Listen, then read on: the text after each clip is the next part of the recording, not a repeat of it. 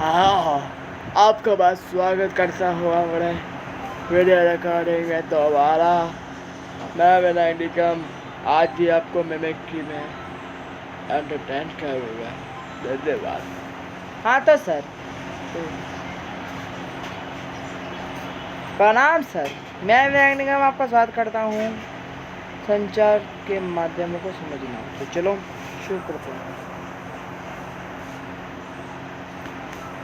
वास्तविकता तो ये है कि यदि आप इनमें से केवल एक समाचार पत्र पढ़ेंगे तो विषय का एक ही पक्ष जान पाएंगे। यदि आपने न्यूज़ ऑफ इंडिया पढ़ा होता तो आपको विरोधियों की बातें व्यर्थ उत्पात रखती, उनका यातायात व्यवस्था में बाधा उत्पन्न और अपने कारखानों से शहर में प्रदूषण फैलाते रहना आपके मन में उनकी बुरी छवि अंकित करता। दूसरी ओर यदि आपने इंडिया डेली पढ़ा होता तो आप जानते कि कारखाने बंद होने पर बहुत से लोग अपनी रोजी रोटी खो देंगे क्योंकि पूर्ण स्थापन के प्रयास अपर्याप्त हैं। इन दोनों में से एक ही विवरण संतुलित नहीं है। संतुलित रिपोर्ट वह होती है जिसमें किसी भी विषय पर दृष्टिकोण से चर्चा की जाती है, फिर पाठकों को स्वयं अपनी राय बनाने के लिए स्वतंत्र छोड़ दिया जाता है।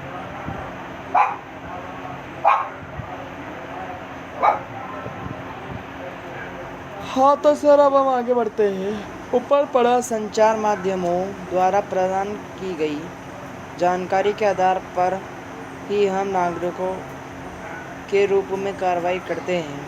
इसीलिए यह आवश्यक है कि यह जानकारी विश्वसनीय और तटस्थ हो।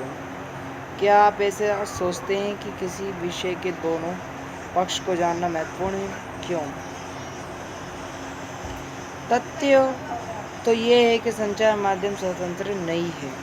इसके मुख्यतः दो कारण हैं। पहला कारण सरकार का उन पर नियंत्रण।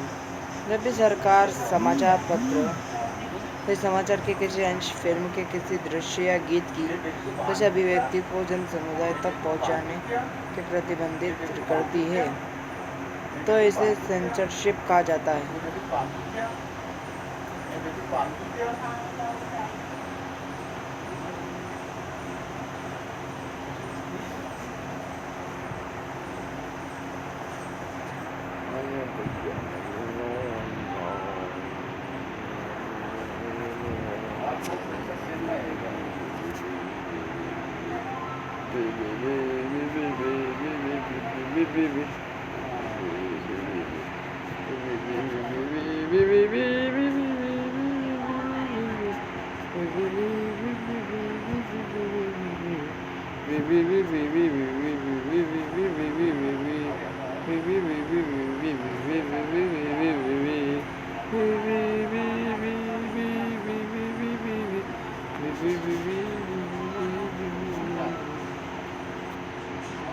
भारत के इतिहास में ऐसे समय भी आए हैं जब सरकार ने संचार माध्यमों के ऊपर सेंसर लगाया। इसमें बुरा समय 1975-77 तक आपातकालीन था।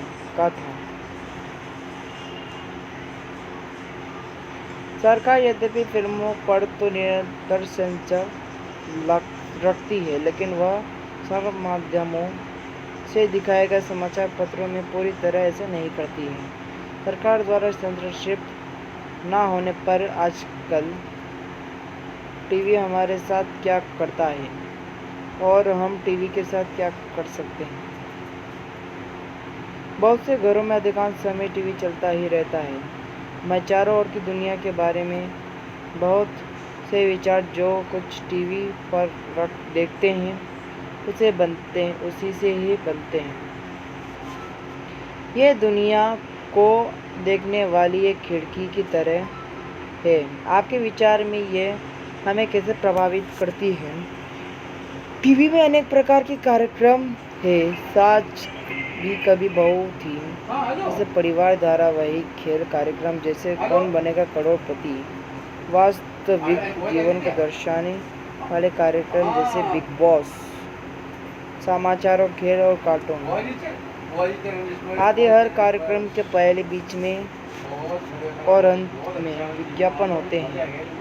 क्योंकि टीवी का समय बहुत महंगा होता है, इसलिए केवल वे ही कार्यक्रम दिखा जाते हैं जो अधिकतम दर्शकों को आकर्षित कर सकें। आपके विचार से ऐसे कौन कौन से कार्यक्रम हो सकते हैं, उन चीज़ों के बारे में सोचिए जो टीवी में दिखाई जाती है या नहीं दिखाई जाती है। टीवी हमें अमीरों के जीवन के बारे में अधिक दिखाता है, गरीबों को दिखाता है। हमें ये सोचने की ज़रूरत है कि टीवी का हम पर क्या प्रभाव पड़ता है। ये दुनिया के बारे में हमारे दृष्टिकोण, हमारे विश्वासों, हमारे रुख और मूल्यों को कैसे बनाता है। हमें ये समझने की ज़रूरत है कि यह हमें संचार का अधूरा दृश्य दिखाता है। अपनी पसंद के कार्यक्रमों का आनंद लेते हुए भी हमें ये भूलना चाहिए कि टीवी के पर्दे से हटकर भी एक उत्सुकता भरा संसार है। दुनिया में ऐसा बहुत कुछ हो रहा है जिसकी ओर टीवी ध्यान नहीं देता है।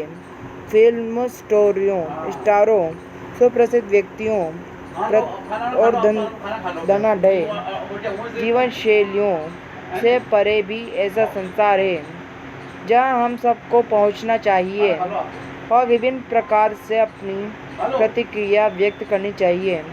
हमें ऐसा सजग दर्शक बनना चाहिए तो कार्यक्रमों का आनंद भी ले और देखे गए और सुने गए प्रसंगों पर प्रश्न भी उठाए। तो देखते हैं। वो एक दो बजे चलते हैं तो उनकी हालत में वो आराम से आराम में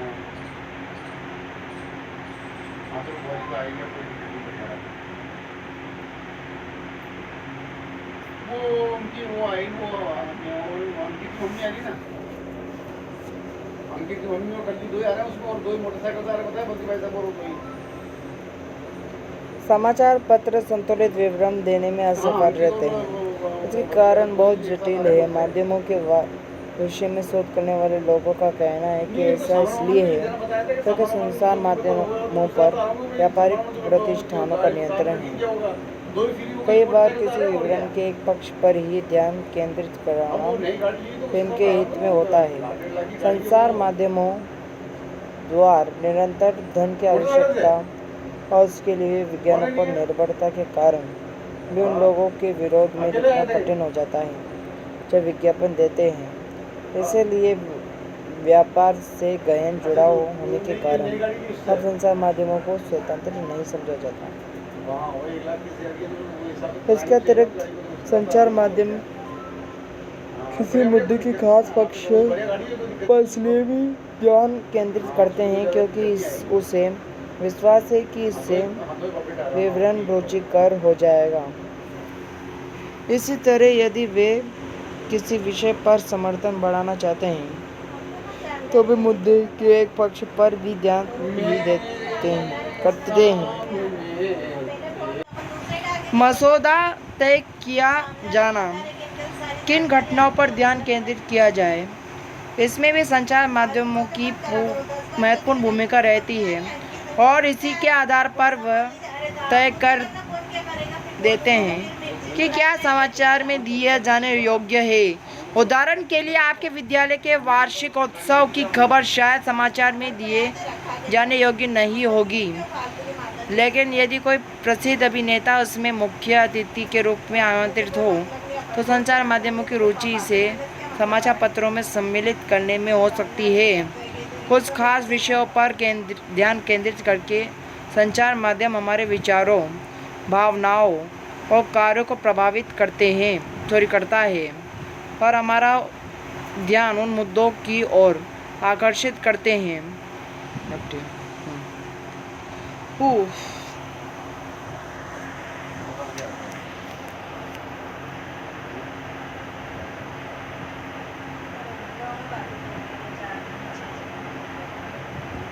हमारे जीवन पर महत्वपूर्ण प्रभाव डालने और हमारे विचारों को निर्मित करने में मुख्य भूमिका होने के कारण ये प्राय ये कहा जाता है कि संचार माध्यम ये हमारा मसौदा और एजेंडा तय करते हैं।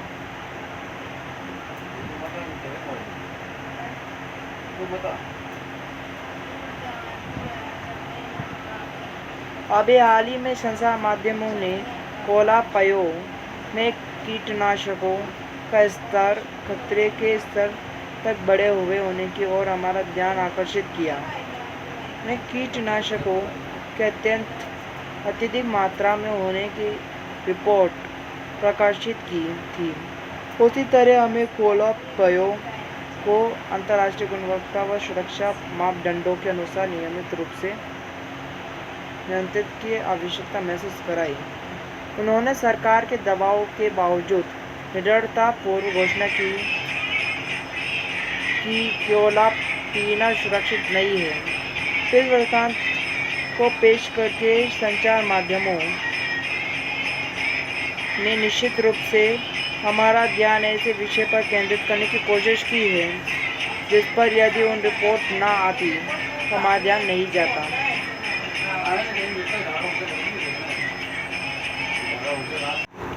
कई बार ऐसी घटना हो जाती है जब संचार माध्यम उन विषयों पर हमारा ध्यान केंद्रित कराने में असफल रहते हैं जो हमारे जीवन के लिए महत्वपूर्ण हैं। उदाहरण के लिए पीने का पानी हमारे देश की एक बड़ी समस्या है। प्रतिवर्ष हजारों लोग कष्ट सहते हैं और मर जाते हैं क्योंकि उन्हें पीने के लिए सुरक्षित पानी नहीं मिलता। फिर भी संचार माध्यम हमें इस विषय पर बहुत कम ही चर्चा करते हुए दिखते हैं। एक सुविख्यात भारतीय पत्रकार ने लिखा है कि कैसे वस्त्रों को नया रूपकार देने वाले डिजाइनरों के फैशन वीक में धनवानों के समक्ष अपने नए वस्त्र प्रदर्शित करके सभी समाचार पत्रों के मुख्य पृष्ठ पर स्थान या पा लिया, जबकि उसी सप्ताह मुंबई में अनेक झोपड़पट्टियों को गिरा कर दिया गया पर किसी ने इस पर जरा सा भी ध्यान नहीं दिया।